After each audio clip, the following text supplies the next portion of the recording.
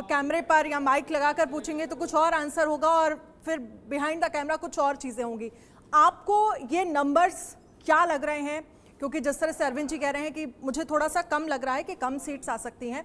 371 NDA को लेकर 2024 ये हमारा एग्जिट पोल दिखा रहा है। आपके हिसाब से आकलन क्या है? जी देखिए, मेरा आंकलन भी कहीं ना कहीं 360 और 380 के बीच में ही था जब मैंने किया था। लेकिन एक इंटरेस्टिंग फैक्ट है, अगर आप फैक्ट्स पे हम अगर बात करते हैं, एक पैटर्न है। 1952 में कांग्रेस का वोट शेयर था 44.98%। उसके बाद 1957 में वो 47.78% हुआ, फिर वो कम होता गया। 1962 में 44%, 1967 में 40%, 1977 में 34%, 1984 में इंदिरा गांधी की हत्या के बाद फिर से जब उनका वोट शेयर बढ़ा 48%। लेकिन राजीव गांधी जी की हत्या के बाद 1991 में भी वो ज्यादा वोट शेयर नहीं बढ़ा पाए, इट वेंट अप टू 36.64%। उसके बाद हम देखो तो एक कांस्टेंट डाउनफॉल है उनके वोट पैटर्न में। 1996 में उनको 28% मिले, 98 25%, 2009 28%, 2014 19% और 2019 में भी 19%। तो अब देख रहे हैं कि एक पैटर्न देख रहे हैं, लोगों को एक चेंज चाहिए। आप अगर कांग्रेस के 70 साल को अगर आप देखें, 2014 के बाद 97% तक हमारे जो घर थे वहां पे इलेक्ट्रिसिटी की कमी थी, बिजली नहीं थी, पानी नहीं था, घर पे नल नहीं था। ये सब जो हुआ है ओवरऑल, आप रिमोट प्लेसेस देख लीजिए, आज भी आप उत्तर प्रदेश के रिमोट प्लेसेस देख लीजिए, कहीं ना कहीं ये सारी चीजें होनी बाकी है। तो ये सारी चीजें जब आप ग्राउंड लेवल पे जाके देखते हो, और जैसे इन्होंने कहा कि वोटर्स जब कैमरा देखते हैं तब वो कुछ नहीं बोलते हैं, लेकिन जब कैमरा के बिहाइंड जब वो होते हैं तब वो शायद खुल के ज्यादा इसीलिए बात भी कर पाते हैं क्योंकि उन्होंने वो चेंज खुद होते हुए देखा है। 2014 से पहले अगर हम बात करते हैं, हम हमारे इंडिपेंडेंस को 75 इयर्स हो गए, 75 साल हो गए। उसके बाद भी लोग पानी के लिए, एक बेसिक नेसेसिटीज जो होती हैं लाइफ की, पानी, बिजली, खाना, इसके लिए हम तरस रहे हैं।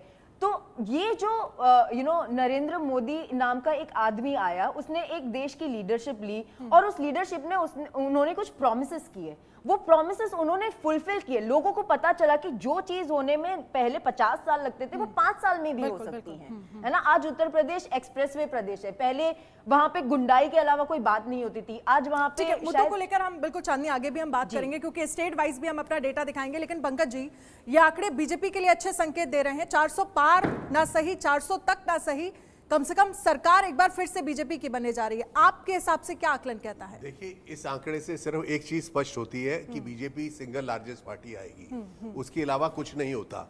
और जो है कि मुझे कोई संदेह नहीं है कि जिस एजेंसी ने ये सर्वे किया है उन्होंने पूरी शिद्दत के साथ और पूरे लगाव के साथ किया है।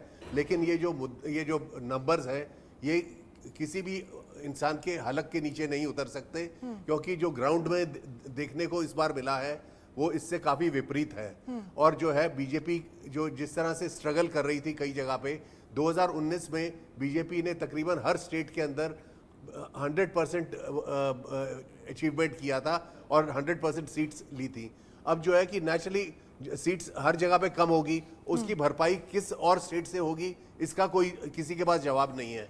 तो इसको जो एनडीए के भी पार्टनर्स हैं उनमें से जो कई लोग आए हैं, जैसे अब महाराष्ट्र में चाहे वो ये अजीत पवार आए हों, चाहे वो एकनाथ शिंदे आए हों, और उनके जो ये कैंडिडेट्स हैं वो जो बीजेपी के जो कैंडिडेट्स थे जिनकी इस बार बारी थी कि जिन्होंने सोचा था कि 30-40 साल की सेवा के बाद हमारे को मौका मिलेगा, उनके एक्सपेंस में आए हैं।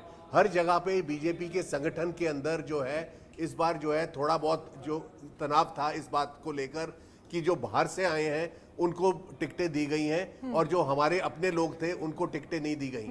तो ये जो है अगर ऐसा है जो 4 जून को पता चलेगा तो मुझे बहुत ज्यादा ताजुब होगा पर्सनली स्पीकिंग। ठीक है, मयंक से एक बार मैं इस डेटा को लेकर, क्योंकि जो यहाँ पर डिस्कशन चल रहा है मयंक, क्योंकि जिस तरह से अरविंद जी ने कहा कि जब आप कैमरा लगाकर या माइक लगाकर किसी भी वोटर के सामने जाते हैं और बात करते हैं तो स्थितियां अलग होती हैं, लेकिन अगर बिहाइंड द कैमरा वोटर्स क्या सोचते हैं वो अलग एक स्थिति बन जाती है।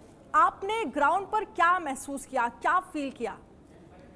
देखिए ग्राउंड पे हम लोगों को दो चीज़ पे हम लोगों ने ज़्यादा फोकस किया था कि क्या लोगों में प्रधानमंत्री के प्रति गुस्सा है, आक्रोश है। जैसा कि एक गेस्ट ने उन्होंने कहा कि हम लोगों को ग्राउंड पे ये दिख नहीं रहा था, इसलिए ये डेटा बहुत उनको अनरियल सा लग रहा है। हम लोगों को भी ऐसा ही लग रहा था। तो हम लोगों का दो प्रश्न था कि क्या आपको गुस्सा है, क्या आक्रोश है।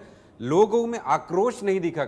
इवन मुस्लिम वर्ग से भी जब हम लोगों ने पूछा तो किसी ने ये नहीं कहा कि वो आक्रोशित हैं हमारे प्रधानमंत्री के अगेंस्ट। लेकिन हाँ, इन द सेम टाइम हम लोगों ने जब ये पूछा क्या किसी और फिगर का क्लैमर है, कोई ऐसी आइडियोलॉजी है या कोई ऐसा फिगर है जो अभी प्रधानमंत्री के दावेदारी में है, तो इसका भी जवाब उनके पास नहीं था। और सबसे सरप्राइजिंगली हम लोग के पास एक डेटा ये था कि उनको पता है कि महंगाई है, उनको पता है कि अनएम्प्लॉयमेंट है, बट ड्यू टू उनके पास ऑल्टरनेटिव नहीं है। ये हम लोगों ने अपने क्वेश्चनर में भी रखा था कि लैक ऑफ ऑल्टरनेटिव के कारण बीजेपी, ये जो आपको फिगर दिख रहा है, ये फिगर इसलिए नहीं है कि बीजेपी का फिगर है ये फिगर ये है कि इनके पास कोई ऑल्टरनेटिव नहीं है। एक बहुत मजबूत ऑल्टरनेटिव के कमी के कारण ये फिगर दिखा है। अनिल जी कुछ कमेंट करना चाह रहे हैं। अनिल जी का मैं आर्टिकल भी एक देख रहा था। आप मतलब इत्तेफाक तो आप भी रखते हैं, लेकिन क्यों वो आप बताइए, आपका आकलन क्या है वो? हाँ, क्या आपका जो आकलन है केरला, तेलंगाना, आंध्र प्रदेश, तमिलनाडु में यही है? क्या ये फिगर वहां से सपोर्ट कर रहा है? क्या फिगर में वहां से कुछ नंबर मिल रहे हैं? और दूसरी बात, राजस्थान, मध्य प्रदेश, छत्तीसगढ़ में क्या पुनः 100%, गुजरात 100% स्ट्राइक रेट आ रहा है? क्या बंगाल में फिर से 48% का स्ट्राइक रेट आ रहा है? क्या महाराष्ट्र में फिर वही 38 सीट्स की बात हो रही है? क्या स्टेटस को मेंटेन कर रही है बीजेपी? 303, पुलवामा की लहर, ये फिगर आपका सपोर्ट कर रहा है?